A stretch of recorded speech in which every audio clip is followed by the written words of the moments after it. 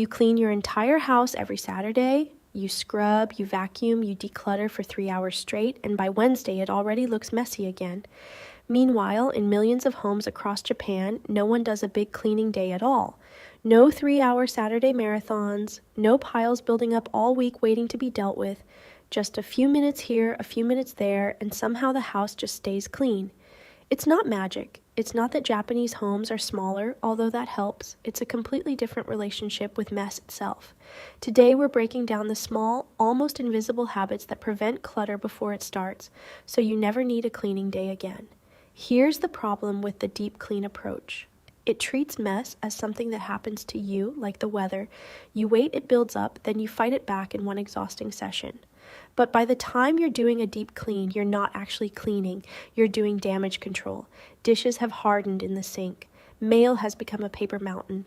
Clothes have multiplied into a chair you can no longer see. The Japanese approach flips this entirely. Instead of one big battle, it's dozens of tiny automatic actions that happen before mess has a chance to accumulate.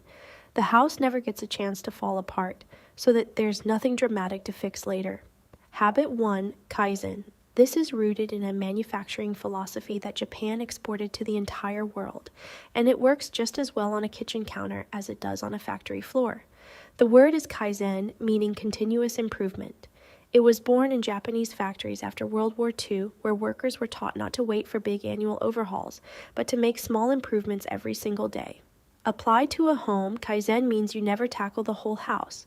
You tackle the next small thing. A counter wiped while the kettle boils, one drawer straightened while waiting for toast, a single load of laundry instead of 5.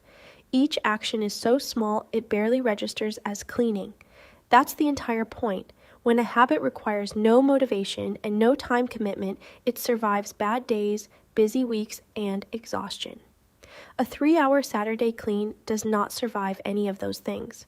This is why Japanese homemakers rarely describe their routine as cleaning at all. It's just how the house runs. Habit 2.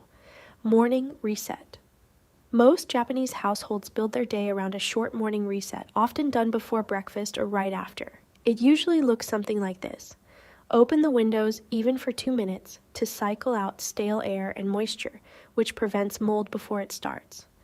Wipe the kitchen counter and stove top while the rice cooker or kettle is running. Make the bed immediately after getting up, and a quick once-over with a cloth on the entryway floor since shoes are removed there and dirt collects fast. None of these take more than 2 minutes individually.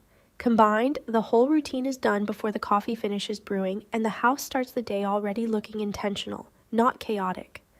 Habit 3, Katazukeru. If there's one single habit responsible for Japanese homes staying tidy, it's this word katazukeru. It simply means to put away. But katazukeru is not really about tidiness. It's about removing a decision you didn't realize you were making dozens of times a day. In most Japanese homes, almost everything has one home and only one home, so putting something away is not a choice, it's just a return trip. Scissors go back into the same drawer every time, not wherever the counter happens to be free. A book goes back on the shelf, not onto the arm of the couch. Just for now. Mail gets opened the same day it lands, sorted once and either filed or thrown away, so it never gets the chance to introduce itself to the rest of the pile. Towels get hung open to dry properly, not dropped in a damp heap where they'll need washing twice. Watch this habit for a week and you'll notice something strange. Almost nothing in the house is ever technically out of place because nothing was ever given permission to have a temporary place. There's no junk drawer overflowing with everything that didn't have anywhere else to go because everything already had somewhere to go. None of this takes more than a few seconds on its own, but small deferred decisions compound the same way debt does. 10 of them a day is 10 small piles by the weekend, and that's really where a deep clean comes from. It was never one mess. It was dozens of tiny postponements quietly stacking on top of each other while you told yourself you'd deal with it later. Every "I'll put it away later" is a small loan against your future, and the bill always seems to arrive on a Saturday afternoon all at once with interest. Habit 4. The 2-minute rule. This pairs directly with a second habit, one that does more work than it gets credit for. Here's the core idea. If a task takes less than 2 minutes, you do it the moment you notice it needs doing, not later, not after this video, not once you've sat down and gotten comfortable. Hang the coat instead of draping it over the chair just this once. Rinse the mug instead of leaving it in the sink for later. Wipe the water off the bathroom mirror before you walk out of the room. Put the remote back in the same spot instead of wherever your hand happens to let go of it. None of this feels like cleaning, and that's exactly why it works. The moment a task starts to feel like a chore, your brain goes looking for a reason to delay it, and delay is where clutter is actually born, not in the mess itself, but in the gap between noticing something and dealing with it. A 2-minute task handled immediately costs you almost nothing. A few seconds of attention you'll forget by lunchtime. The same task, ignored for a week, cost you an entire Saturday morning because by then it's no longer one 2-minute task. It has quietly merged with 6 other 2-minute tasks into one exhausting hour that feels like a personal failure, when really it's just 6 small moments that all got postponed at the same time. Habit 5. Evening reset.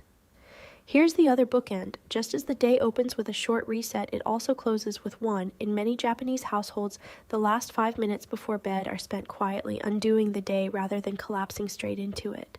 Dishes go into the sink or the dishwasher instead of sitting out to harden overnight.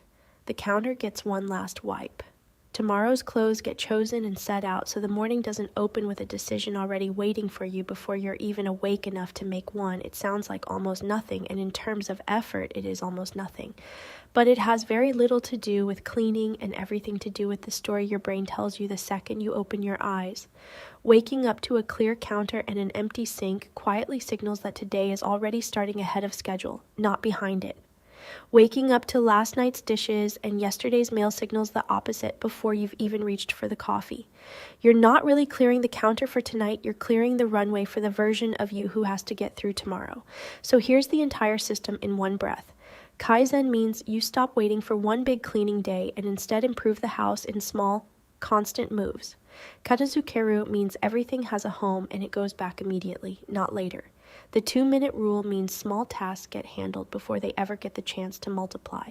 And the morning and evening resets bookend the day, so mess never has long enough to build into a project that needs its own weekend. None of these habits are impressive on their own. A stranger walking through your kitchen would never notice a single one of them happening. That's the entire point.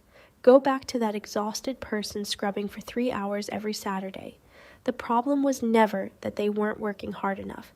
The problem was that they were only ever fighting the mess after it had already won. A clean home was never built in one dramatic session. It's built in the 2 minutes you didn't put off. This was never really about becoming better at cleaning. It's about becoming someone whose house never needs saving in the first place. None of this takes more discipline than you already have. It just spends that discipline 2 minutes at a time instead of all at once in one exhausting Saturday. You don't need to start with all of it tonight. Pick the one habit that feels easiest. Maybe it's just the shoes by the door or the mug in the sink, and give it a single week. Notice how much smaller Saturday feels when there's nothing left for it to fix. If this kind of calm, practical approach to running a home is something you want more of, subscribe. There's more of this coming.